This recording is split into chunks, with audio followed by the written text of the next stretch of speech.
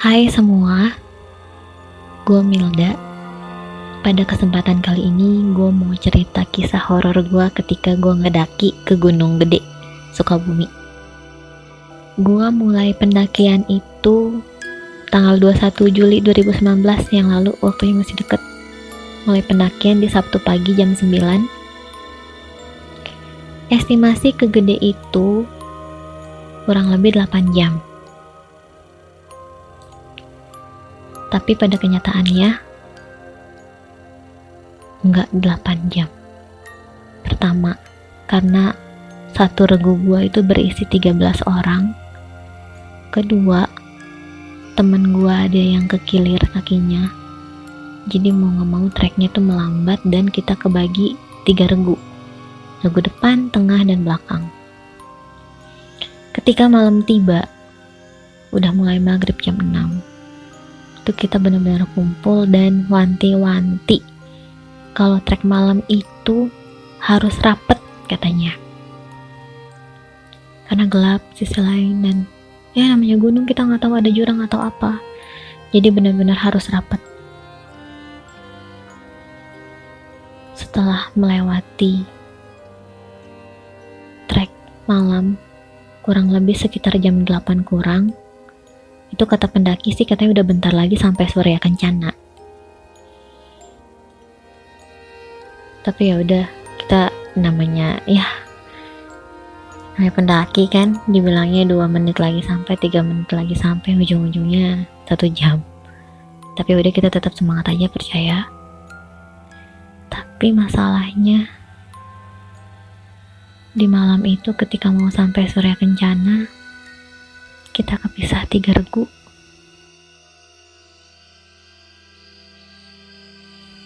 Yang regu pertama 3 orang, cowok 2, cewek 1.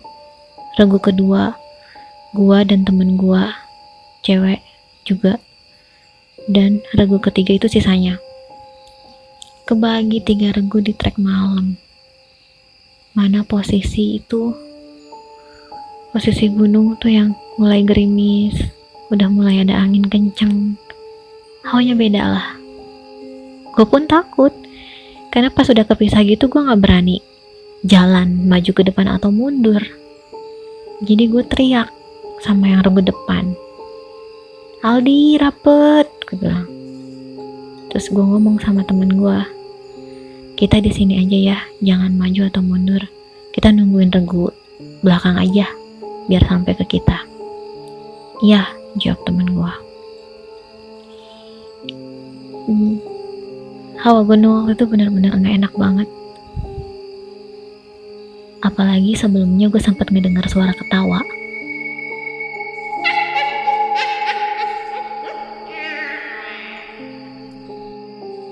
Tapi gue abaikan, karena ya wajar lah, namanya di gunung kan pasti ada, gak mungkin gak ada. Gak lama gue ngedenger suara teriakan dari depan, which is itu regu gue yang isinya 2 cowok dan 1 cewek. Teriakan perempuan teman gue, "Rijal," katanya. Gak lama gue liat depan, banyak sorotan senter yang kacau gitulah, pokoknya kacau balau tuh sorotan senter, entah nyenter kemana gue gak tahu. Terus mereka ribut dan malah mundur. Akhirnya ketemu gue. Di situ temen gue yang teriak, yang cewek, nunduk senunduk-nunduknya sambil nyebut istighfar. Gue udah paham, di situ mereka pasti ngeliat.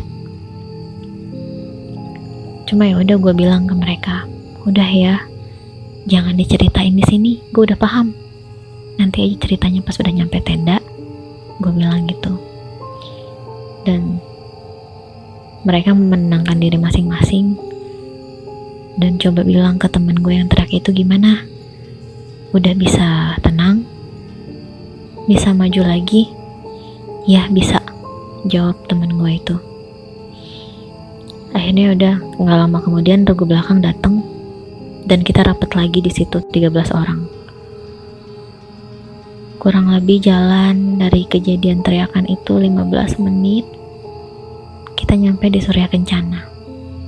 Di Surya Kencana kita disambut sama badai yang kencang banget.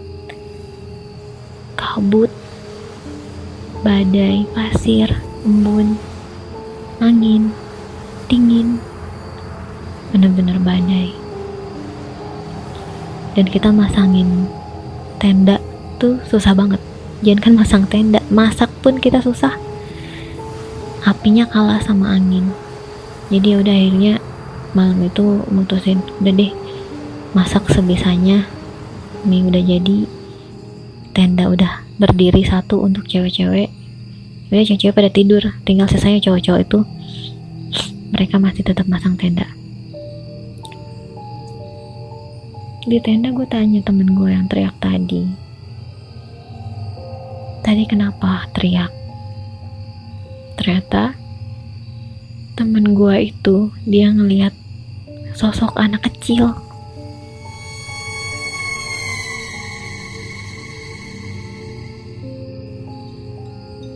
Awalnya ketawa,